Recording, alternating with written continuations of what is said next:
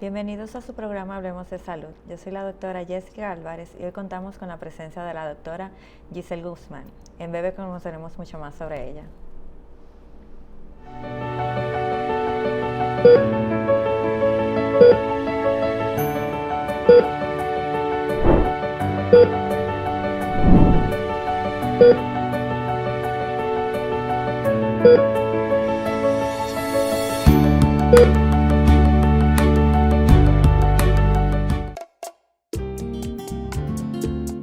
¿Y tú? ¿Por qué tienes SENASA en el exterior? Oh, manito, yo soy dominicano, me gusta mi tierra y trabajo mucho. Cuando yo visito mi país, yo me lo gozo, pero tengo que cuidarme. ¿Y si a mi salud le pasa algo? SENASA resuelve. Con SENASA en el exterior, cuidas tu salud y la de los tuyos. Solicita tu plan Larimar ahora con repatriación de restos desde y hasta el país de origen. Más detalles en www.arssenasa.gov.do.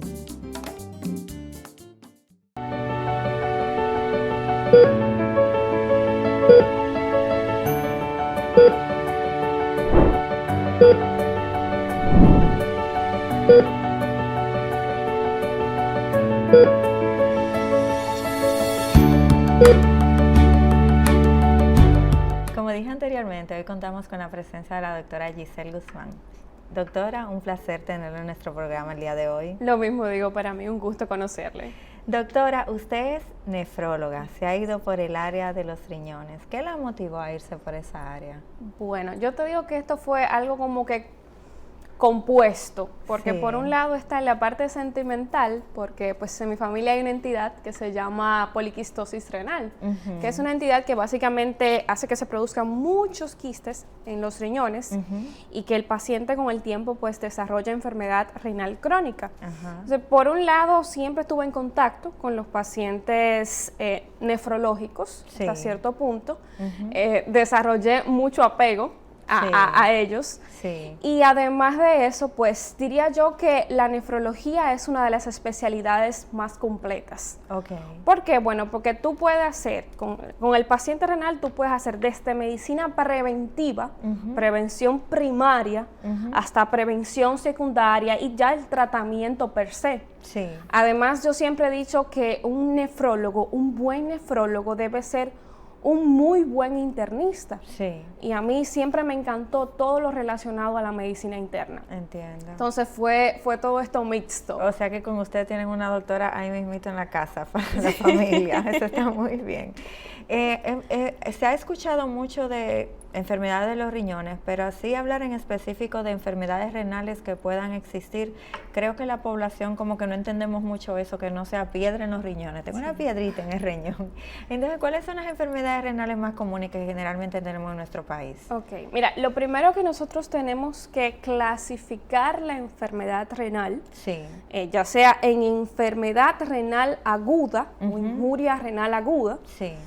y enfermedad renal crónica. Ok. ¿Qué es lo que nosotros, los nefrólogos, y qué es lo que la población médica en general se enfrenta con más frecuencia? Bueno, a la enfermedad renal crónica en sus diferentes variantes. Ok. ¿Y qué es esto? Bueno, enfermedad renal crónica es una afectación, ya sea en la función o en la estructura de los riñones. Ok.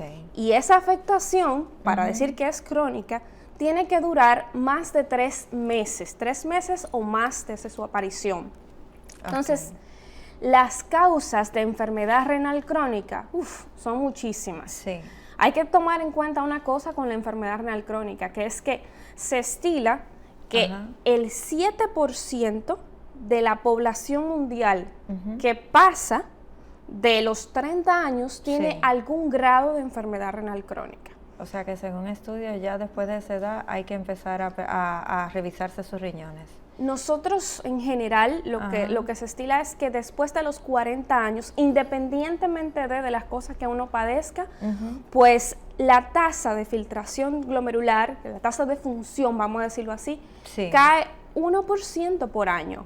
O sea que es esperable, aún el individuo esté sano, que baje 1% por año. Esto va acompañado, me imagino, que del envejecimiento y los cambios que se van dando propios de la naturaleza humana. Existe una entidad que se llama riñón del envejeciente, que es la cosa que uno esperaría, que no es que sean normales, pero es que uno esperaría según se vaya deteriorando la persona con los años. Y me preguntabas que cuáles son las causas más frecuentes de enfermedad renal crónica.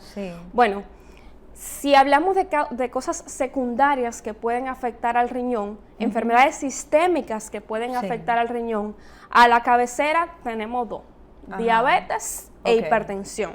La hipertensión afecta. Así es. Nosotros tenemos una tasa muy alta de una población hipertensa. Sí, por supuesto que sí. La hipertensión, o sea, la presión no controlada ocasiona un aumento de presión dentro del riñón. Y el riñón viene siendo como una especie de colador. Ese colador va a tener rendijas. Conforme tú aumentes la presión de ese colador, obviamente las rendijas se van a deteriorar. Y eso pasa con la hipertensión. Y con la diabetes ni se diga. O sea, el 30% de los pacientes que tienen diabetes tienen algún grado de afección renal, que a eso nosotros le llamamos enfermedad renal diabética. Entonces, ahí radica la medicina preventiva, identificando estos pacientes que tienen algún grado, o sea, hipertensos, diabéticos. Entonces, bueno, vamos a agarrarlo y vamos a ver si hay algún grado de enfermedad renal. Para así nosotros frenar a tiempo, no es revertir del todo, sino frenar, enlentecer el desarrollo de esta enfermedad renal. ¿Y con cuáles evaluaciones se puede llegar a este diagnóstico? Porque conocemos lo más común, prueba de sangre para tal cosa, pero en el área de los riñones, ¿cuáles son las analíticas que se deben hacer? Bueno, te comento que todo va arrojado a la entidad de base que tenga el paciente. Te digo esto porque, bueno, lo que más común se hace es una cosa que se llama BUN y creatinina, que básicamente pues son productos del metabolismo y nos ayudan a estimar cómo está, por así decirlo, la función renal del paciente. ¿Cuál es el problema? BUN, creatinina, muchas veces ya vienen a elevarse cuando hay una afectación estructural. Entonces, lo ideal sería tener marcadores para nosotros identificar a tiempo antes de que haya una afectación funcional, una afectación estructural. Te comento, por ejemplo, en el caso de los pacientes diabéticos, todo paciente diabético, agregamos el tipo 2, al momento del diagnóstico de la enfermedad se le tiene que medir, se le tiene que hacer un ratio de albúmina-creatinina para nosotros ver si hay algún grado de pérdida de albúmina por la orina. Esto implicaría que ya esas rendijas pues están deteriorándose porque cosas que no se supone que pasen a través de la orina, pues ya se están perdiendo. Entonces, de primera instancia, no es que todos los pacientes con diabetes de primera instancia deben ir al nefrólogo, no, hay un paso por paso, vamos a decirlo así, que el médico de base, el médico primario, el internista debe entender, mira, es diabético, vamos a hacerle una microalbúmina en orina, vamos a ver si está botando algún grado, y si es así, bueno, ya, yo lo voy a mandar para el nefrólogo. Entonces, es la medicina hecha en nefrología, más que nada, nosotros preferimos enfocarnos en la prevención. Y esto también pasa de igual forma con los hipertensos, los hallazgos que tienen en la analítica, ¿o son diferentes? Con respecto a las analíticas, o sea, uno se centra, igual puedes hacer un perfil completo de o sea, perfil de colesterol, buscar otras cosas como diabetes, hacerle asoados a los pacientes. Los cambios en lo que es la hipertensión, en un principio, estoy hablando de los cambios estructurales, son cambios más vasculares. Entonces, muchas veces, por ejemplo, un paciente, ¿cómo yo identifico que un paciente hipertenso no está controlado? Yo como nefróloga, Sí. desde el punto de vista de analíticas. Bueno, hay una cosa que se llama depuración de creatinina, que básicamente me va a comparar la creatinina en la sangre versus en la orina. Ajá. Pacientes, por ejemplo, que andan con la creatinina en orina más alta que la sangre, me dice, bueno, este paciente está hiperfiltrando. Este paciente probablemente no esté controlado de su presión. Sí. Entonces, esos son algunos datos que nos ayudan. Pero insisto, lo correcto es una evaluación. O sea, hay muchas entidades. Hay una, por ejemplo, que es la USPSTF, que es una entidad gringa que se encarga de identificar qué estudios le corresponden a cada paciente por edad, por sexo, por comorbilidades. Sí. Entonces ya eso está pautado. Porque incluso por sexo hay comportamientos diferentes en las En mismas las afecciones. analíticas, por Sí. supuesto que sí. En algunas cosas pueden salir anormales y son normales dentro de los hombres y dentro de las mujeres pueden ser peligrosas. Por ejemplo, te comento, Ajá. la misma creatinina, como te dije, es un marcador de función renal. Sí. No es 100% exacto. ¿Por qué? Porque es un producto del metabolismo del músculo. Deriva de la creatina. Entonces, obviamente, ¿quién tiene más músculo? ¿El hombre o El la mujer? hombre. El hombre. Sí. Entonces, muchas veces se puede sobreestimar en el hombre la creatinina por la cantidad de masa muscular que tiene. Y no necesariamente eso quiere decir que es algo malo. Sí. Ahora bien, a quien le corresponde identificar eso no es al paciente, es a nosotros como exacto. médicos. Entiendo. ¿Y cuáles son los primeros síntomas que puede tener un paciente en una afección aguda? Porque estamos en la aguda, después vamos para lo peor. ¿Cuáles son las sintomatologías que generalmente tiene? ¿Puede sentir dolor?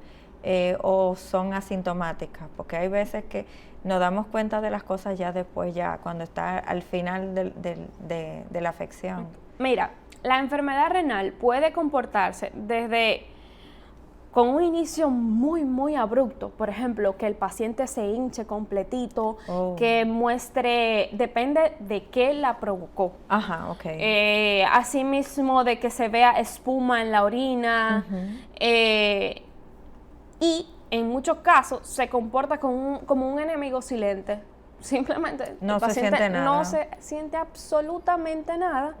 Y cuando se llega a producir entonces la entidad, o cuando se descubre, porque mira, me hice laboratorio por X cosa. Ajá. A Y me nosotros salió nos ha pasado esto. con muchísimos pacientes Ajá. que, por ejemplo, van a hacerse estudios endoscópicos Ajá. y antes de eso pues se le hace una evaluación previa para autorizarlo. Sí. Y no, llegué a la consulta porque mira, tenía la creatinina en 1.3, 1.4.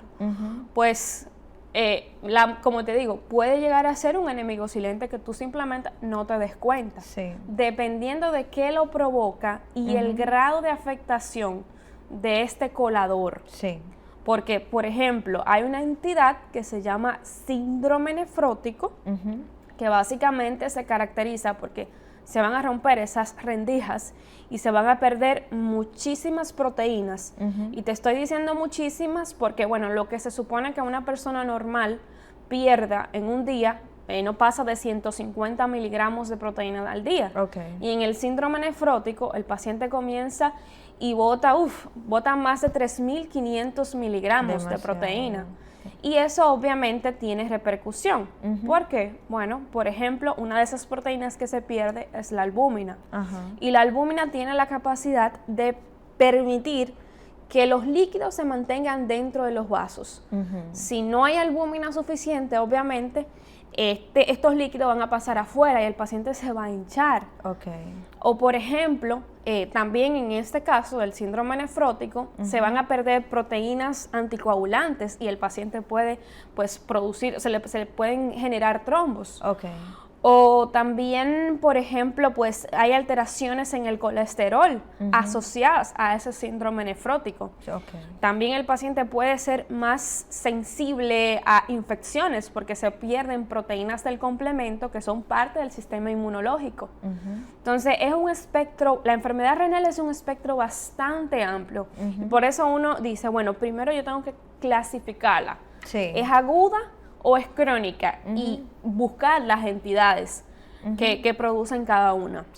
¿Qué tan manejable es la etapa aguda? O sea, ¿cuáles tratamientos se pudieran utilizar y si es reversible? O sea, mis riñones vuelven a funcionar igual o simple y llanamente se ayudan a que mejore la situación, pero seguimos con la enfermedad per se. Ahí yo voy de nuevo, depende de la causa, depende de lo que lo causó. Sí. Por ejemplo, hay enfermedades propias del riñón que se le llaman glomerulonefritis o glomerulopatías, vamos a decirlo así, inflamaciones que tienen diferentes apellidos y cuyos apellidos uno lo da con la biopsia, biopsia renal. Sí. Entonces, muchas de esas tienen ceden al uso de esteroides.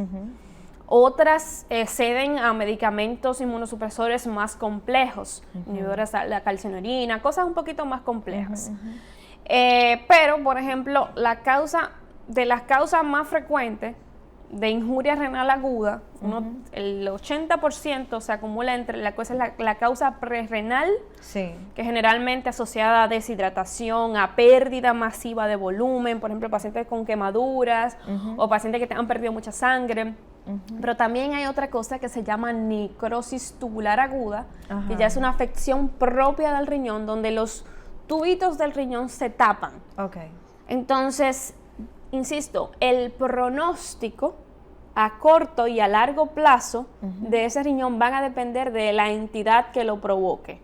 Por ejemplo, en el caso de necrosis tubular aguda, que es sumamente, dentro de las causas de injuria renal aguda es sumamente común, hasta 1/3 de los pacientes se quedan con algún grado de afección renal.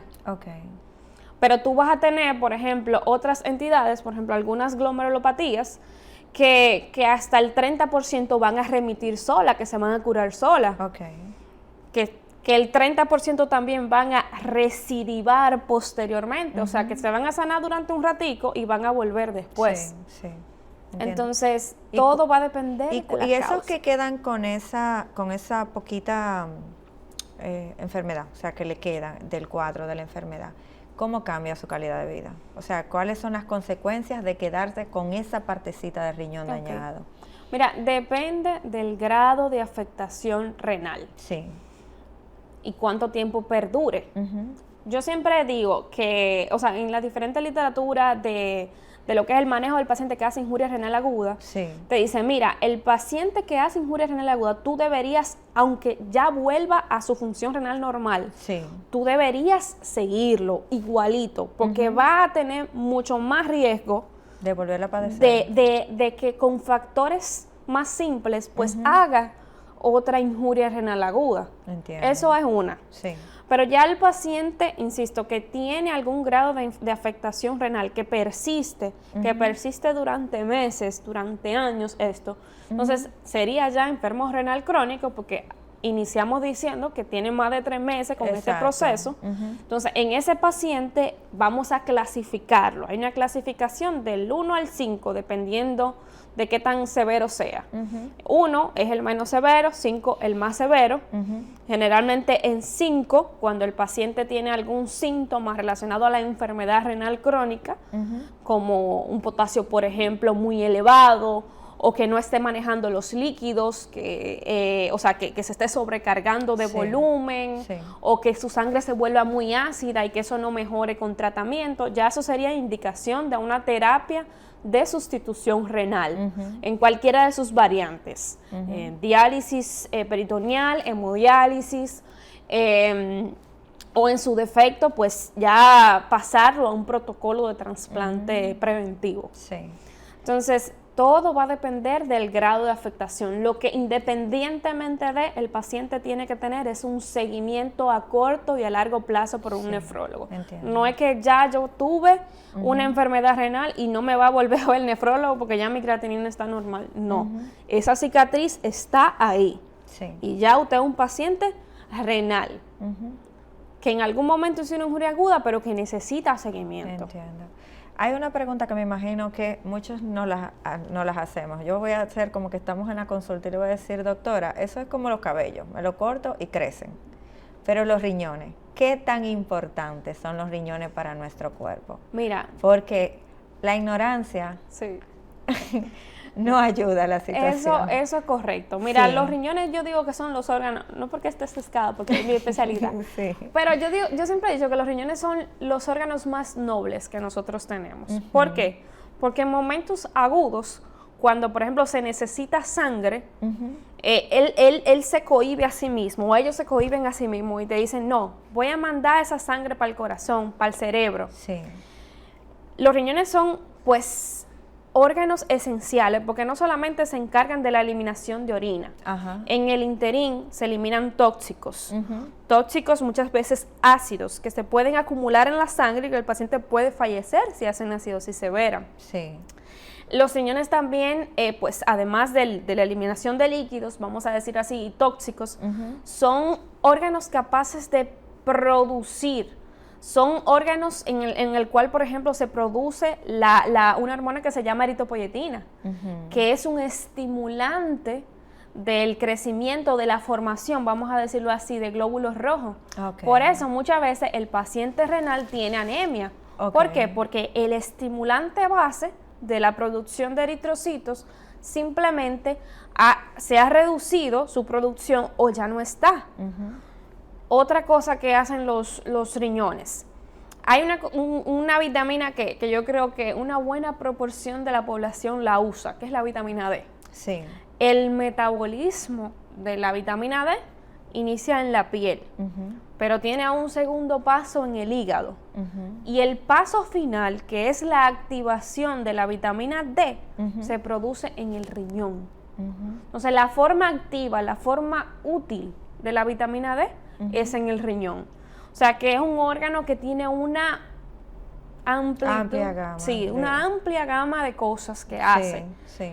Que es muy importante, que nuestra especialidad de verdad debería ser un poquito más conocida. Desgraciadamente mucha gente no sabe lo que es un nefrólogo, no sabe cuándo ir a un nefrólogo. Es cierto. Entonces, teniendo órganos tan importantes como estos, y que las cosas, la vida no se resuelve. Yo he escuchado, desgraciadamente, pues, personas decir, no, mira, si se me dañan, me trasplantan y ya. No, exacto. No es tan fácil. Sí. No es tan fácil más en un país como el de nosotros, que no hay una cultura de donación, no es una. Verdad. No hay un banco tampoco para donantes. Eso es complicado. Además de eso, lo que implica preparación del paciente, la cirugía, obviamente, y ya el paciente... Y que haya biocompatibilidad después de la cirugía. Hay muchas cosas. Una gama de cosas. Y todas las complicaciones que pueden venir con los fármacos inmunosupresores que prácticamente es de por vida que el paciente lo va a usar. Sí. Entonces, no son cosas de que, ya se me dañaron y... Si ya se produce la enfermedad, pues obviamente tenemos que ponernos en vías de tratamiento, pero si se pueden prevenir algunas cosas, pues vamos a hacerlo, vamos a orientarnos, vamos a educar a la población. Otra pregunta que me imagino que le harían muchísimo, ¿hay medicamentos que pueden causarme algún tipo de insuficiencia renal o hábitos? Sí. ¿Cuáles son esos? Hay muchísimos medicamentos. Sí. Desde los más comunes, que nosotros lo usamos con mucha frecuencia, que son los analgésicos. Sí, usted se lo pregunto porque nosotros somos muy de automedicarnos. Sí. Y automedicándonos no sabemos el daño que a lo mejor podemos causarnos. Así mismo. Mira, te comento que los analgésicos, los AINES específicamente, pues alteran lo que es la vasculatura renal. Ya dije que los riñones son órganos muy vascularizados. Entonces, alteran la vasculatura renal. Además de eso, hay algunos tipos de inflamaciones, de glomerulopatías asociadas al uso de AINES. También hay una cosa que se llama nefritis intersticial que se puede asociar al uso de los AINES. O sea, hay muchísimos mecanismos a través de los cuales los analgésicos pueden dañar los riñones. Sobre todo, no es que uno va a cohibir al paciente o decirle que pase dolor, ni mucho menos. No. Pero se debe educar a la población, sobre todo cuando se tiene un uso crónico de estos medicamentos. Sí. Hay otros medicamentos que uno debe ajustarlo a la tasa de función renal, como los antibióticos. Asimismo, incluso los PPIs, el omeprazol, por ejemplo, también causa un tipo específico de lesión en el riñón, que se llama nefritis intersticial. O sea, uno siempre le hace mención, una de la primera cosas que uno revisa al paciente que te llega a la consulta es su listado de medicamentos completito. Sí. Y uno sopesa si de verdad el paciente necesita el medicamento o lo usa porque sí, porque yo creo que nosotros tenemos... No, por eso se lo pregunto, Sí. por la automedicación y sobre todo el uso de omeprazol es súper común. Claro que porque sí. la gente se va, eso te va a dar dolor de estómago, bébete un omeprazol y se te pasa. Y como tenemos el acceso a medicamentos sin receta, eso hace que como que sea un boom sea más fácil, grande y por más supuesto. fácil. Y si no es el mismo paciente, tiene el vecino, Exacto. o sea, siempre va a haber alguien que quiera orientar las cosas, lamentablemente muchas veces sin el conocimiento necesario. Sí. Pero sí, la mayor parte de los medicamentos, no todos, hay algunos que tienen una eliminación hepática, Sí. pero la mayor parte de los medicamentos tienen una eliminación renal. Entonces hay que ser cautos al momento de indicarlo nosotros como médicos Sí. y el paciente mismo al momento de tomarlos. Si de verdad lo necesita es uno. Sí. ¿Y qué tan crónico va a ser su uso? Sí, eso le iba a preguntar. Si tenemos una persona que tiene un constante uso de estos medicamentos, ¿cuándo debe tener una alerta para ir a chequearse los riñones aunque no tenga sintomatología? Porque hay personas que pueden estar consumiéndolo por 10 años, 15 años y no pensar en que tienen que ir a chequearse los riñones. Lo primero es que nosotros no recomendamos el uso crónico de analgésicos tipo AINES. Independientemente de nosotros, eso no lo recomendamos. Hay algunas lesiones de riñón que van a ser independientes a la dosis y al tiempo, pero obviamente muchos van a tener un efecto acumulativo. Ok. Eso hay que tomarlo en cuenta. Lo primero, como te digo, sería sopesar. ¿De verdad el paciente debe utilizar esto? ¿De verdad lo necesita? Sí. ¿Quién me lo indicó? ¿Y por qué? Así mismo. Si son reales las causas. ¿Y quién me lo indicó? ¿Ha visto algún daño a nivel de lo que es la función renal? No existen screening específicos para todos los medicamentos. Ah, no, mira, cada cierto tiempo, pues tú vas a tener que ir al nefrólogo porque tú tienes tanto tiempo. No, Sí. no hay algunos que sí. Nosotros, fármacos que nosotros utilizamos pues de forma muy frecuente, por ejemplo, los inhibidores de la calcinurina, el tacrolimus, que tenemos que medirlo en sangre de forma constante porque pueden afectar el riñón y pueden afectar su vasculatura directamente, pero en realidad no en todos los fármacos tú tienes esa equivalencia de cada cuánto tú tienes que, o sea, Exacto. que tú no lo puedes nivelar en sangre, por así Sí, decirlo. ok. Pero sí hay que ver quién te lo indicó, por qué lo indicó, ya tengo algún dato. Algunas cosas que me pueden indicar a mí, bueno, que el paciente necesita asistir a un nefrólogo, afectación de la función renal, obviamente, Sí. que se traduciría pues en afectación de la creatinina, en elevación de la misma, o en su defecto hay muchos hallazgos en el examen de orina que te pueden indicar que el paciente necesita asistencia de un nefrólogo. Encontrar proteínas, encontrar sangre oculta. Ok, eso es muy típico. Eso es muy común. Que siempre lo ponen y generalmente en la orina sale sangre oculta, sí o no, o sea, un Así hemograma. Entonces, lo que hay que hacer es referir a tiempo para que el nefrólogo pueda investigar. Porque, por ejemplo, en el caso de la sangre oculta en la orina, hay 1000 causas. Y la causa nosotros la ponemos superiores e inferiores. Tenemos que hacer un estudio específico que se llama morfología de eritrocitos en la orina para nosotros ver de dónde que viene esa sangre, si viene de los riñones o de las mangueritas por donde bajan la orina, que son los uréteres. Entonces, ahí uno determina, de acuerdo a de dónde venga esa sangre, qué hacer. Lo más común es sangrado de origen bajo, que generalmente se asocia a piedrecitas, a litiasis. Pero hay otras entidades que ameritan incluso un mayor seguimiento, como Entiendo. algunas glomerulopatías que se asocian a hematuria, o sea, sangre en la orina. Entiendo.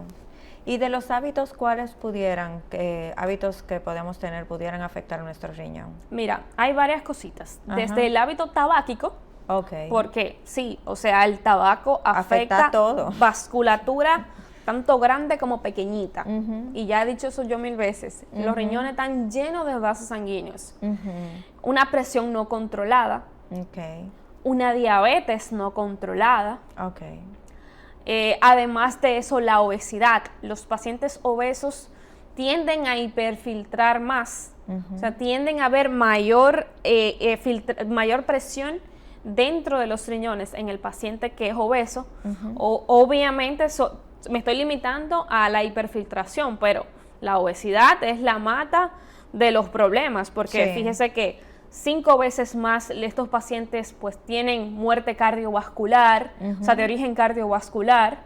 Otra cosa que también nosotros pues estipulamos a los pacientes es a reducir el consumo de sal, porque la sal también, igual que la presión alta, igual que la diabetes no controlada, aumenta la presión dentro del riñón, e incluso algunos medicamentos que nosotros utilizamos para el tratamiento de la hipertensión tienden a funcionar menos cuando el paciente tiene una alta ingesta de sal. Ok, o sea que la sal es un inhibidor. Así mismo. Entonces, hay varias cositas que uno puede ir haciendo en el interior. Sí, y si soy una persona que estoy saludable, ¿cómo yo puedo prevenir? ¿O cuál debería ser mi estilo de vida para yo prevenir cualquier enfermedad renal en un grado agudo, para no llegar a esa etapa aguda? Ok.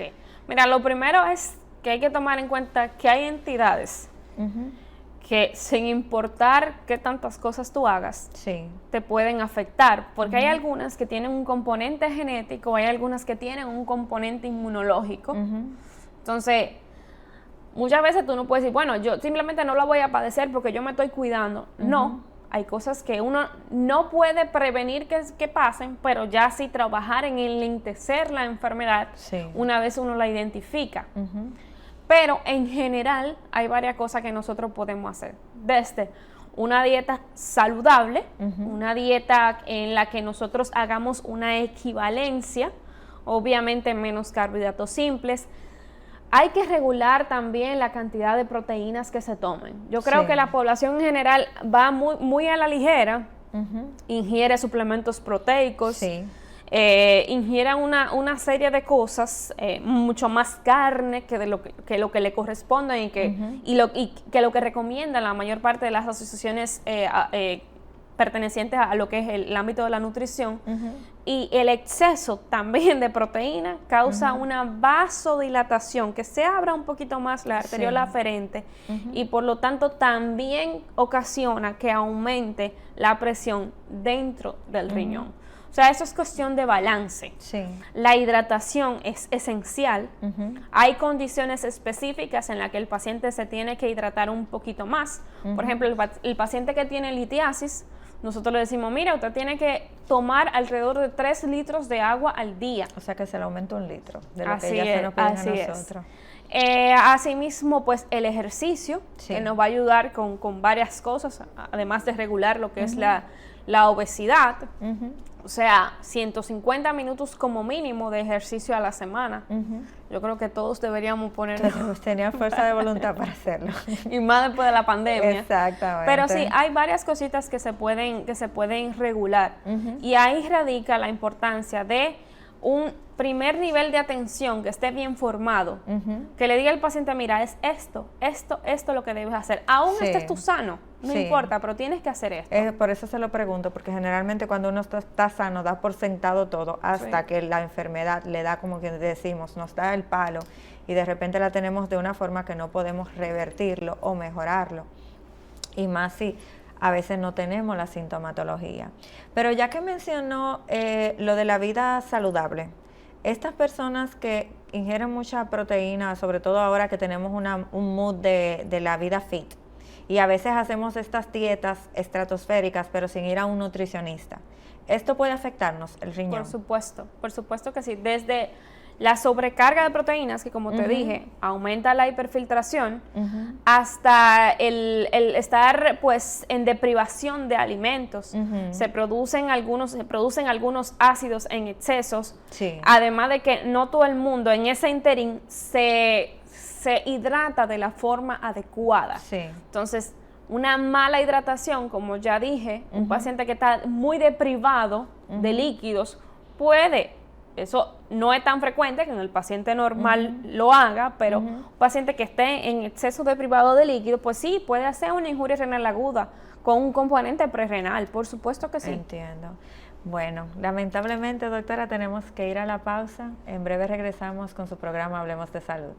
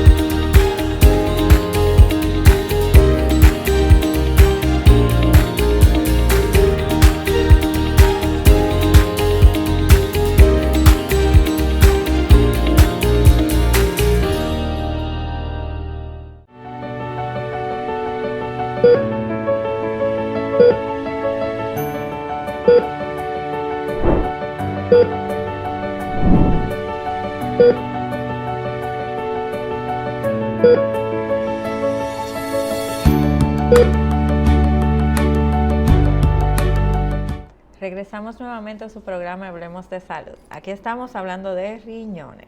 Ya hablamos de la parte aguda, que es una parte como más delicadita, pero y que es reversible, pero vamos a pasar a la parte crónica. ¿Cuándo ya tenemos una enfermedad renal crónica?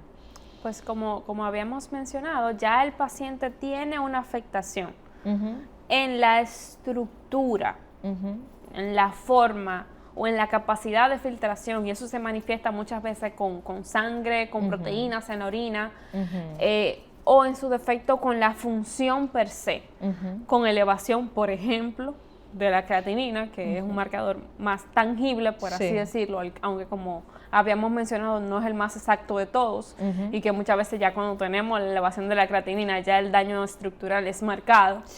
Pero sí, esto persistiría por unos 3 meses o más. Ahí el paciente se engloba dentro del espectro de enfermedad renal crónica. ¿Y cuántas etapas entonces tiene? Porque ahorita mencionó etapa 5, pero entonces ¿cuántas etapas podemos tener del tipo de afección y cómo se diferencia una de la otra? Ok. En cuanto a las etapas de la enfermedad renal crónica, nosotros calculamos una cosa que se llama GFR, que hay diferentes fórmulas para calcularla, pero eso déjenos nosotros, los nefrólogos, para que lo calculemos. Y eso va de la 1 a la 5. Conforme va avanzando, pues en numeración, asimismo va a ser el grado de afectación y la pérdida de las diferentes funciones del riñón. Entiendo. Hay cosas que van a ser mucho más frecuentes conforme se vaya acercando el deterioro, por así decirlo. Por ejemplo, nosotros comenzamos a ver anemia a partir del estadio 3 en diferentes grados. Conforme vaya aumentando, pues el grado de severidad va a ser pues significativa. Asimismo, por ejemplo, el control de lo que es el potasio se pierde, el control de la eliminación de los ácidos se pierde, el control de la eliminación de los líquidos, y el paciente se comienza a hinchar muchas veces, pues también se pierde en estadios más tardíos como el estadio 5. Entonces va a haber muchas veces una equivalencia entre el estadio y la cantidad de funciones que se vayan perdiendo. Sí, entiendo. En una etapa crónica 2, 1, 2 o 3, ¿se puede revertir los daños o se pueden tratar solamente? Mira, ya el daño está, ya la cicatriz está. Lo que uno trata es de frenar, alar a ese paciente para que no se pierda pues rápidamente lo que queda de función renal. O sea, uno trata de enlentecer. Nosotros siempre le decimos a nuestros pacientes, miren, yo ya no quiero que para que, por así decirlo, se entienda, yo ya no quiero que su creatinina esté normal, yo ya no voy a luchar, mejor dicho, porque su creatinina esté normal. Yo voy a luchar porque se quede así, porque no haya un deterioro rápido. Entiendo. Y luchar, esta lucha implica, pues, manejar los factores de progresión de daño renal. ¿Cuáles serían estos factores? Anemia, ácido úrico elevado, infecciones frecuentes, una diabetes no controlada, una hipertensión no controlada, Sí. la falta de hidratación, vamos a decirlo así, fármacos nefrotóxicos. O sea, nosotros tenemos que evaluar el paciente renal crónico como un ente completo y desglosar bien su historia médica. Y ver si, y no solamente su historia médica, sus analíticas también, y ver si hay algún factor renal de esos, de progresión de daño, que está presente, atacarlos, y de esa manera uno repercute de forma indirecta sobre lo que es esa enfermedad renal. Entiendo.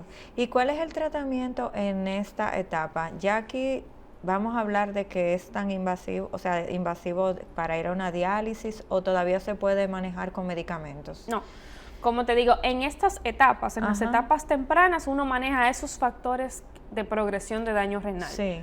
Considerar una terapia de sustitución renal, ya sea cual sea la variante, ya sea hemodiálisis, ya sea diálisis peritoneal o trasplante, ya se consideraría en etapas más tardías.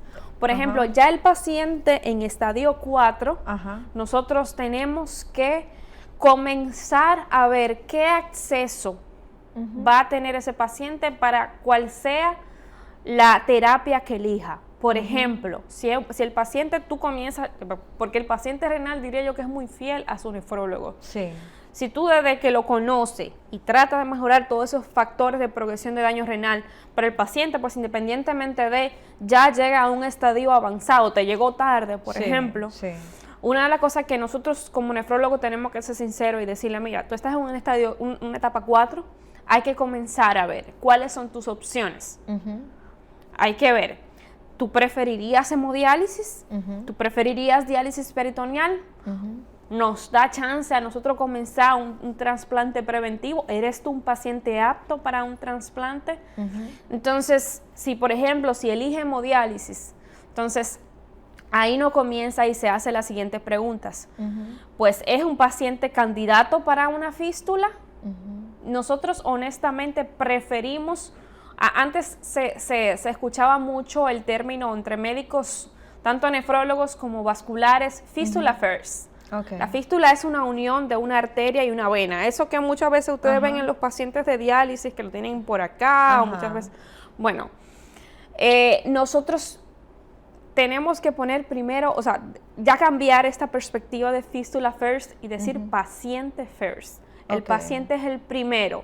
Es donde voy es un paciente de verdad que es candidato para una fístula, es un paciente cuyo corazón va a aguantar porque es una demanda de alto gasto. Si es así, si tenemos una etapa 4, si el paciente valorando todo su espectro, ya sea tanto como paciente, como su espectro familiar, como las comorbilidades de las que sufre, y decimos, bueno, no, lo que le conviene al paciente es inicio de hemodiálisis cuando cumpla sus criterios, pero voy a estar preparado y desde un estadio 4, vamos a ponerle su fístula. Su fístula sería su garantía de vida. Entiendo. ¿Por qué? Porque si llegase a tener una indicación, se agudizó, porque el paciente renal crónico se agudiza, puede progresar rápido en algún momento, por X factor, por infecciones, por fármacos. Bueno, ya yo tengo una garantía de vida, ya yo tengo un acceso vascular. Entonces, por eso te digo, cada paciente es diferente, cada paciente uno lo individualiza y uno lo estratifica. Mira, estoy en tal estadio, tal cosa me corresponde. Ahora bien, ya en un estadio más avanzado, un estadio 5, nosotros primero valoramos cuáles serían las indicaciones de inicio de diálisis en cualquiera de sus espectros, o sea, de una terapia de sustitución renal. No voy a hablar de diálisis per se, terapia de sustitución renal. Pues, sí, por ejemplo, en Estados Unidos y en la mayor parte de los países nórdicos se tiene el precedente de, con ese cálculo de GFR que te había dicho, de función renal, si es menos de 10 y el paciente no es diabético, la mayor parte de los países de Estados Unidos, o sea, de las ciudades, de los estados de Estados Unidos, pues se inicia hemodiálisis. Eso es lo que se recomienda en sus guías. Si es diabético y su tasa de función es menos de 15, ellos lo inician. Pero también tenemos indicaciones agudas dentro del paciente crónico. Por ejemplo, un paciente cuyo potasio se eleve muchísimo en el contexto de una enfermedad renal y que no mejore con tratamiento, o que tenga una acidosis metabólica que tampoco mejore con tratamiento médico, que no sea hemodiálisis, o que tenga datos de uremia, o sea, que esa enfermedad renal lo lleve a presentar, bien avanzada, lo lleve a presentar síntomas, síntomas como inapetencia, un sabor metálico en la boca. Hay pacientes incluso que hacen síntomas neurológicos, que pueden hacer convulsiones secundarias a uremia. Eso obviamente sería una indicación de inicio de hemodiálisis, pacientes que no manejen volumen, que dejen de orinar y eso persista, que se acumule líquido, por ejemplo, en los pulmones, también sería una indicación de diálisis. O sea, primero, identificar tu paciente, eso es prioritario. Estadificarlo, mira, es un paciente que está en tal estadio, para entonces ofrecerle las diferentes opciones de acuerdo a lo que él esté presentando. ¿Cómo, en qué consiste? Porque me imagino que muchas personas se la preguntan, la hemodiálisis y la diálisis, o sea, ¿cuál es ese tipo de tratamiento? Porque generalmente yo, que soy odontóloga, si voy a poner anestesia, digo, esto es una puya, la voy a entrar, pero esto es lidocaína. En el aspecto de la hemodiálisis y la diálisis. Y la diálisis peritoneal. Bueno, te comento. Lo voy a poner como lo más simple posible. Lo más simple, exacto, aplatánalo. Mira, lo primero es que en el caso de la hemodiálisis, tenemos la eliminación extracorpórea, o sea, por medio de una máquina. Esa máquina me va a permitir hacer muchas cosas. Me va a permitir, pues, eliminar toxinas urémicas, esos tóxicos. Yo voy a tener primero un acceso vascular. Ese acceso puede ser una fístula o un catéter. Entonces, sale esa sangre tóxica, vamos a decirlo así, sale esa sangre llena de contaminantes, se pasa por un circuito que pasa luego a un filtro y ese filtro atrapa esos tóxicos. Hay diferentes tipos de diálisis. La diálisis más común lo que hace es que elimina las toxinas urémicas de pequeño tamaño. Pero también la diálisis, la hemodiálisis, te permite, pues, de acuerdo a la prescripción que tú hagas, eliminar líquido excedente, si es que tú lo necesites. Entonces, en forma general, podemos decir que así funciona la diálisis. Tengo un acceso vascular, cualquiera que sea su variante. Esta sangre sale a una velocidad estipulada, sin causar repercusiones en lo que es la hemodinámica del paciente, tratando de no causar repercusiones hemodinámicas, como un bajón de presión, por ejemplo. Va a un circuito, se limpia esa sangre y se devuelve. Si es necesario, pues se saca también un poquito de líquido excedente. En el caso de la diálisis peritoneal, ¿qué es lo que vamos a tener? Bueno, vamos a tener que nosotros todos tenemos una membrana, vamos a decirlo así, muy vascularizada en nuestro abdomen, que se llama peritoneo. Esta membrana, insisto, tiene muchos vasitos sanguíneos pequeñitos. Entonces, se coloca un catéter que tenga contacto con esta membrana, por así decirlo, se le pone una solución, que lo que va a hacer es que va a arrastrar esos tóxicos que están ahí, bien vascularizados, y se lo va a llevar. O sea, tú vas a tener una bolsita, bueno, si utilizas la terapia manual, vas a tener una bolsita donde entre el líquido, y ese líquido va a tener sustancias que van a arrastrar toxinas y líquido también excedente que se va a ir a otra bolsa.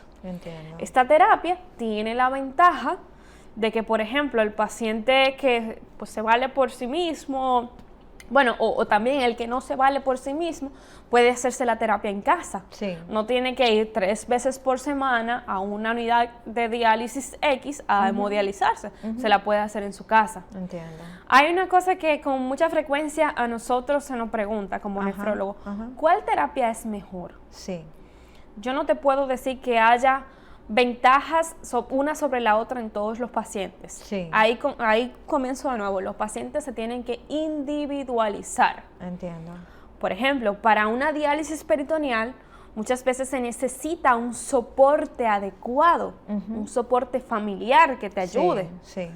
Pero también para una diálisis, para una hemodiálisis, se necesita cambiar. El paciente, estoy hablando de lo social, el paciente necesita cambiar prácticamente su vida, porque va a ir 3 veces por semana. Después de esto. Así mismo. ¿Cómo es la calidad de vida de un paciente que tiene que ser sometido a diálisis? Porque me imagino que cambia por completo.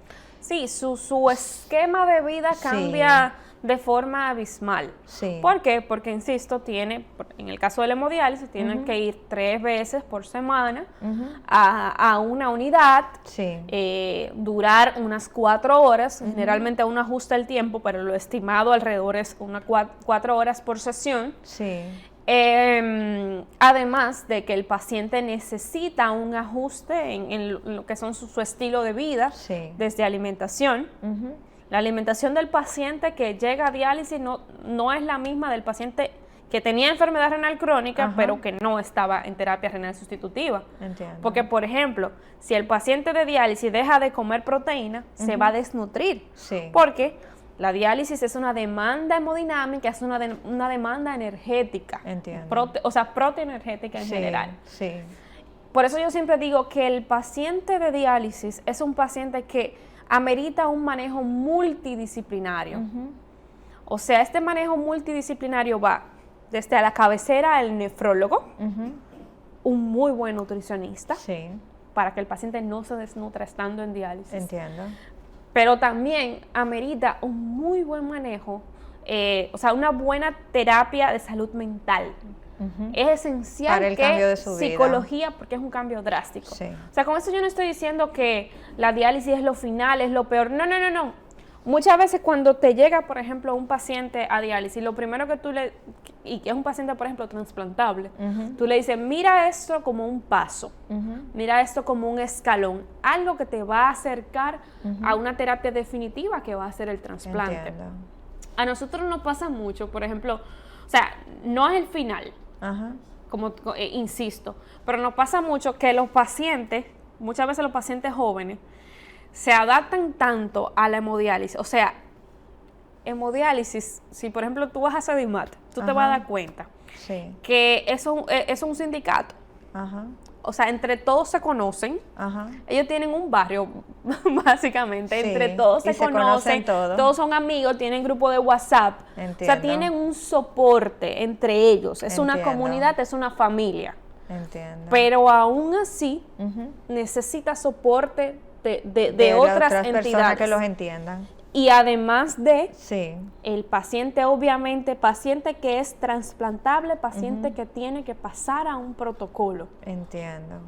Doctora, lamentablemente se nos ha acabado el tiempo y es verdad que yo estoy impresionada de la pasión que usted tiene en su área. Por favor, la población que necesite contactarla, ¿dónde puede conseguirla? Si tiene alguna red social también la puede dar para cualquier persona que necesite ir donde usted. Pues sí, yo voy a estar próximamente en Sedimat, los viernes en la mañana, los martes en la tarde y los sábados en la mañana. Nosotros afortunadamente tenemos un programa pues bastante orientado a lo que es la medicina preventiva. Entonces por ahí me pueden encontrar y próximamente pues le haré mención de las redes a desarrollar. Perfectísimo, pues ha sido un placer tenerla en el programa, de verdad. Y esto ha sido todo por hoy en su programa Hablemos de Salud. Se despide la doctora Jessica Álvarez. Hasta la próxima semana.